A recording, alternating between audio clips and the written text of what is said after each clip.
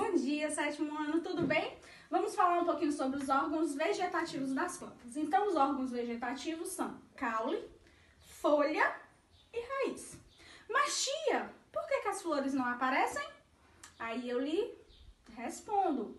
As flores são órgãos reprodutivos, ok?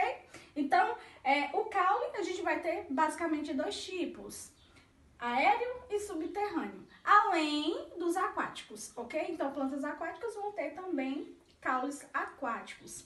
As folhas, nós temos aí uma característica bem importante, porque as folhas elas vão participar de algumas das funções mais primordiais da planta, que é fotossíntese, transpiração e a respiração. Voltando um pouquinho aqui para o caule, nós temos que lembrar a estrutura do caule, né? Caulinar. Então, o caule ele vai ter algumas estruturas. Por exemplo, o caule ele tem uma região que a gente chama de entrenó, o nó e as gemas. O entrenó é onde fica um nó interligado a outro e o nó é onde é a inserção, por exemplo, onde vai nascer um ramo de folhas, um ramo de flores. E a gema apical ou a gema lateral, geralmente a gema lateral vai ficar nas laterais dos caules e a gema apical no ápice. As gemas, tanto apicais quanto laterais, elas são ricas em células de desenvolvimento, células primárias. Então, essas células, elas podem se diferenciar, elas são células totipotentes, né? Se diferenciam em vários tecidos. Então, elas podem se diferenciar em tecidos de flores, em tecidos de folhas e por aí se vai, tá? As folhas, como eu falei, participam dos processos químicos, né? Os processos bioquímicos da planta. Ela vai ser responsável por nutrir essa planta inteira através da fotossíntese. Vai ser responsável pela transpiração, então diminuir essa temperatura da planta, liberando água para o ambiente na transpiração e é responsável por receber os gases importantes para o desenvolvimento da planta. No caso, para receber o dióxido de carbono e liberar o oxigênio para a atmosfera. Além disso, as folhas elas não são somente aquelas estruturas bonitas como a gente conhece, né?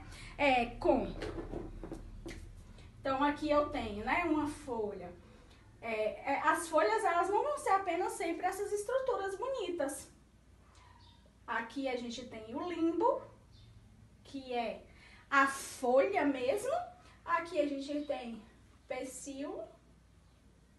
E aqui, cada estruturinha dessa a gente chama de nervura. Nervuras laterais e no meio, nervura central. Às vezes as folhas podem apresentar com algumas variações, com algumas adaptações, algumas modificações de acordo com o ambiente. Por exemplo, a gente pode ter gavinhas e a gente pode ter os espinhos. Os espinhos, ele é bem interessante porque a gente tem aí a predominância nos cactos. Então, quando eu pego aquele cacto bonito com diversos espinhos, na verdade aquilo não são espinhos, são folhas modificadas. Por quê? Se nós temos na folha o processo de transpiração, se a gente pegar o habitat desses cactos, nós vamos ver que eles estão em regiões muito secas. Se a gente tivesse folhas ali, nós teríamos uma perda de água muito grande para o ambiente e provavelmente essas plantas não sobreviveriam. Então, a modificação dos espinhos no cacto é justamente para quê? Para impedir a perda de água. E as raízes, nós vamos ter aqui duas diferenças de raízes, de acordo com as monocotiledôneas, que é quando a planta é originada de apenas um cotilédone, e as dicotiledôneas, quando ela é originada de 2 cotilédones. Então, mono, eu tenho lá o exemplo do milho. Então, lá o milho é uma mono. Então, aqui dentro, o embrião vai se desenvolver quando germinar e dar origem a uma nova planta. Já a dicotiledônea, nós temos os 2 cotilédones. Aqui, germina e dá origem a um novo indivíduo. Então, aqui, um cotilédone e aqui do outro lado, outro cotilédone. 2 cotilédones. Aqui o exemplo do feijão, aqui o exemplo do milho, ok?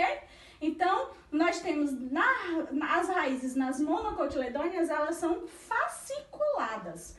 Enquanto que nas dicotiledôneas, elas são pivotantes. Nas fasciculadas, a gente vai ter o quê? como se fosse a gente não tem uma raiz central, a gente tem, na verdade, várias raízes, a maior parte de ramificações. Ou a gente também chama de cabeleira, esse tipo de raiz. E a raiz pivotante, nós temos uma raiz central, que é a raiz principal, e poucas ramificações. Além disso, a raiz também, a gente sabe, ela pode ser, na sua maior parte das vezes, raízes subterrâneas, importantes para a absorção de água, nutrientes do solo, para levar para os outros órgãos vegetativos. Mas ela também faz o papel de armazenar reservas nutritivas. Quando ocorre isso, por exemplo, um exemplo aí da beterraba, um exemplo da mandioca, da batata doce, nós temos o quê? O amido, nós temos a reserva de amido. E aí a gente pode se alimentar dessa raiz também. Por hoje é só. Não esqueçam de ler o livro, de buscar mais informações e qualquer dúvida me procure. Beijos!